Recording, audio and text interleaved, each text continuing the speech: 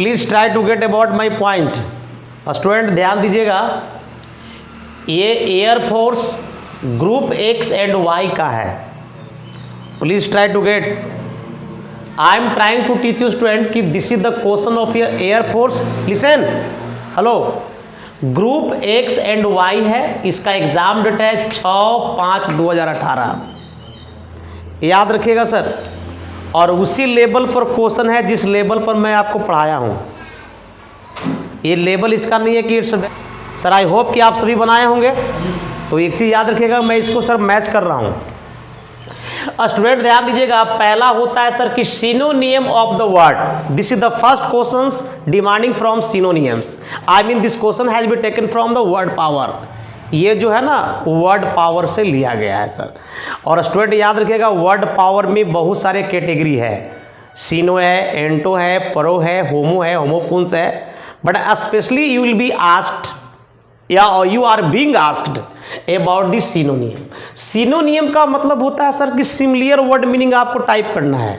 You have to type the similar word meaning. Okay, please try to get me. I am trying to teach you student कि you are trying to watch that is symbol of the word and उसी word का तुमको similar meaning बिठाना है। हो सकता है कि तुमसे दी सेम मीनिंग पूछ दे, या हो सकता है कि क्लोजली पूछ दे, या हो सकता है कि नियरली डाल दे sir. The total words I have spoken right in front of you, the total are the same. तो I am teaching student mitigate. Student याद रखना, मिटिगेट की अगर हम बात करते हैं तो मिटिगेट का मतलब होता है, ध्यान दीजिएगा, ये अपने आप में सर एक वर्ब है जिसका अर्थ होता है टू रिड्यूस, आई मीन कम करना। मिटिगेट का मतलब होता है कम करना, और इसी चारों ऑप्शन में कम करना के अंग्रेजी आपको देखना पड़ेगा। तो student I am trying to teach you, if you talk या if we talk about this lesson that means part, I mean sir इसका कोई कनेक्शन नहीं है, it has not any connection। तो sir this is else out। lesson enhance का मतलब होता है स्टूडेंट बढ़ाना, किसी चीज को बढ़ा देना, एक्सटेंड कर देना। तो बढ़ाना का अंग्रेजी हो गया इनहेंस, और इसका अर्थ होता है मिटिगेट का मतलब कम करना। तो इसका ये ऑपोजिट भाग रहा है, तो इसका मतलब ये भी अपने आप से आउट हुआ। क्रीज, क्रीज का मतलब ये होता है सर टू इनहेंस, बढ़ा देना, एक्सटेंड कर देना। तो इसका ये उल्टा शब्द बन रहा है, तो ये भी आउट हुआ। और लेसन का अर्थ होता है सर कम करना, आई मीन टू रिड्यूस हो जाता है। तो याद रखिएगा मिटिगेट का सही सिनोनियम्स होगा सर आपका बी फॉर बॉम्बे हो जाएगा सर। क्लियर है? Next, antonym of the word. याद रखिएगा एंटोनियम का मतलब होता है ऑपोजिट, यानी कि सर ये उल्टा मांग रहा है सर। याद रखिएगा सर, ये कहता है कि मल्टीनस।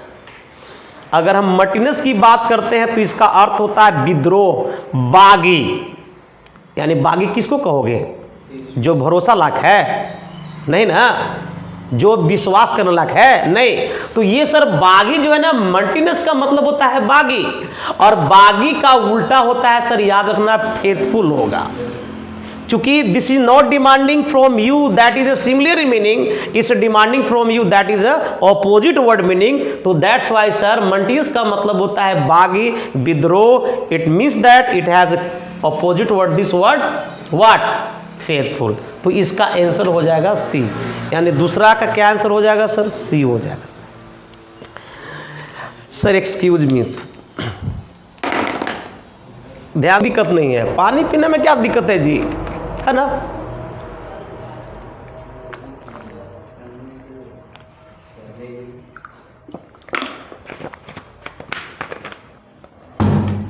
चलिए नेक्स्ट पर आइए स्टूडेंट। ये नारेशन है। नारेशन कहता है सर कि he said what are you doing. Student this is the example of your change of sentence का एग्जाम्पल है। अब बताइए सर, यहाँ पर है आपका जो आर एस है ना, रिपोर्टेड स्पीच है, ये व्हाट से शुरू हो रहा है, because you have study it your academic level. Academic level पर पढ़ाई हुआ होगा सर। तो आई एम टेलिंग स्टूडेंट कि he said what are you doing. It means जब यहाँ पर सर WH क्वेश्चन से शुरू होता है तो हमारा रिपोर्टिंग वर्ब का जो सेड होता है ना तो टोल्ड होता है सर, सीधे आस्क्ड हो जाता है। तो याद रखिएगा टोल्ड, टोल्ड, आस्क्ड आस्क, दो ऑप्शन में आस्क मेरा है, बट याद रखिएगा आस्क के बाद कभी दैट नहीं, ऑप्शन नंबर क्या हो जाएगा सर? डी, यानी कि तीसरा क्या हो जाएगा? डी। नेक्स्ट क्वेश्चन पर आइए, फाइंड आउट द एरर। याद रखिएगा बाबू, this is the very very complicated question. You have to find out error because you are the capable of finding out the error. It means that you have a knowledge. First I would like to tell you, it is high time. Remember student, when I was teaching you past indefinite, then I told you कि it is time, it is high time, it is about time, it is opportune time और it is proper time। अगर इसके बाद अगर subject आता है तो verb demanded क्या होता है? V2 student. तो that's why I am trying to teach you, it is high time में कोई दिक्कत नहीं है। राम एंड श्याम ये सब्जेक्ट हुआ और सब्जेक्ट के बाद यहाँ पर क्या हुआ सर? वर्ब हुआ। तो वर्ब ये किस कैटेगरी में आना चाहिए था? वेंट में, लेकिन यहाँ पर सर क्या है? गो है। तो गो गलत है, यहाँ पर सर क्या लिखना पड़ेगा? वेंट करना पड़ेगा। तो यानी पार्ट क्या हो जाएगा सर? बी। इसमें पार्ट बी है। Listen, what are you writing? Student, what are you writing? This is your passive voice. अब passive voice I have already told about this sir, मैं आपको बहुत पहले ही बता चुका हूँ sir. what are you doing? what you are writing, not what you are being written. It's not what is being written by you. This is your completed sentence. I mean sir, your answer will be C. Listen. Yes sir. Sir याद रखिएगा, remember it is idioms and phrase, it's idioms and phrase है sir. ये cut a sorry figure, cut a sorry figure का मतलब क्या होता है student? यहां पर लिखता है कि कट अ सॉरी फिगर का मतलब क्या है? टू विन अ विक्ट्री होगा, कि एन अनएक्सपेक्टेड विक्ट्री होगा, कि to give a poor show होगा, या टू रिपेंट होगा। बताइए, दिमाग लगाइए, तो कट सॉरी फिगर क्या होगा? What is that sir? Cut sorry figure, जल्दी बताइए। कट सॉरी फिगर याद रखिएगा sir, to cut sorry figure का मतलब होता है, तो ऑप्शन नंबर क्या हो जाएगा सर? सी हो जाएगा। To give a poor show हो जाएगा। कट अ सॉरी फिगर का मतलब होता है sir to give a poor show, यानी कि सर इसका हो जाएगा सी।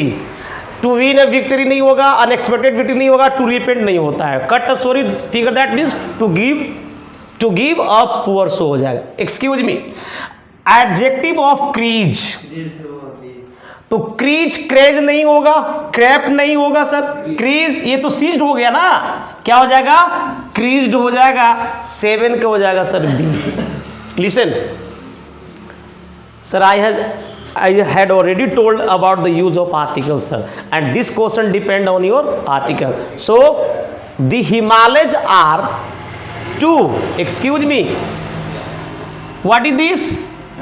This is your preposition, and after preposition India is a noun and north is also noun. But sir, I have given you a concept. Yes sir. मैं एक sir concept दिया था आपको।